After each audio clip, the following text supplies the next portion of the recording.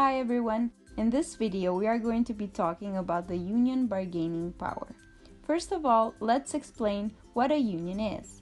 A union is an organized group of workers who collectively use their strength to have a voice in their workplace.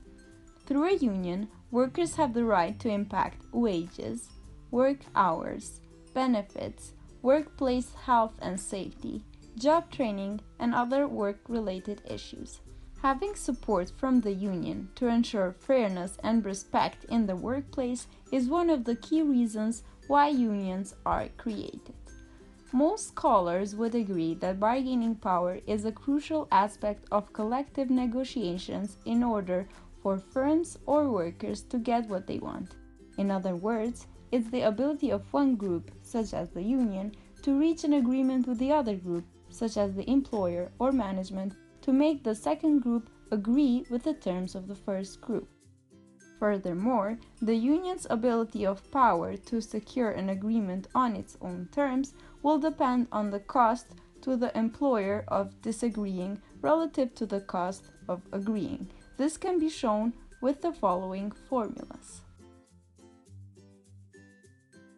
But what are the costs of disagreeing with the other's terms?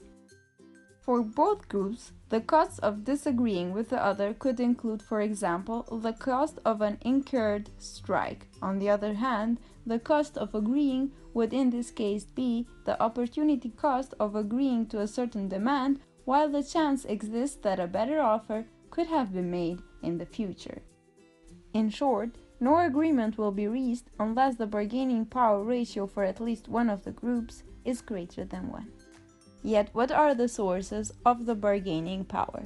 Now let's consider what methods unions and management use in collective bargaining so that they increase their own bargaining power while trying to reduce the bargaining power of the other group. First, let's reflect on the case of unions. They primarily use the method of striking or the threat of a strike, but they also use other methods such as boycotts, picketing, and rarely even political support.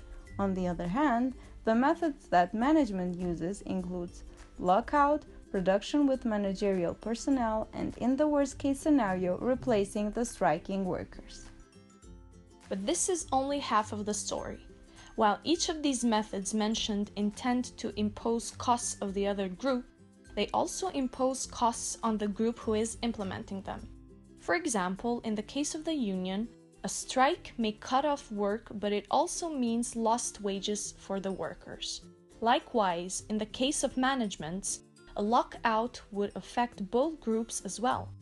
In order to fight this, some unions provide strike benefits for their members.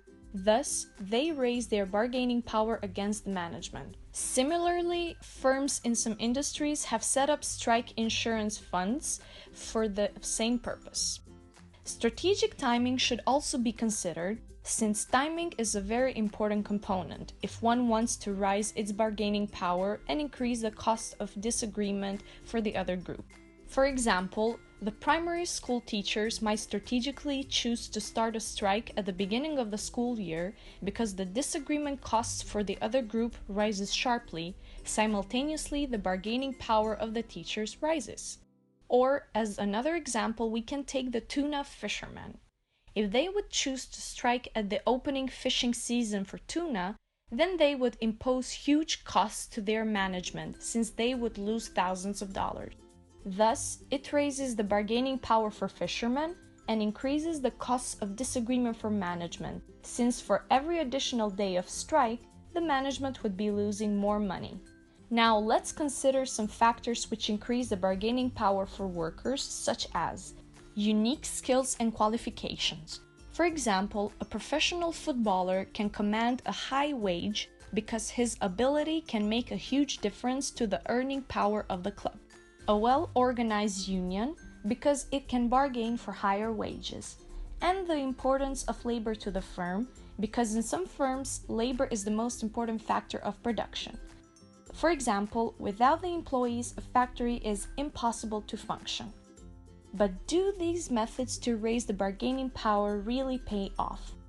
In order to analyze this, let's consider the strikes. We know that strikes impose costs on both groups, but they can clearly pay off for at most one group. Thus, it is impossible for both groups, such as unions versus management, to be better off after the strike than before it, making us question, why do strikes even occur?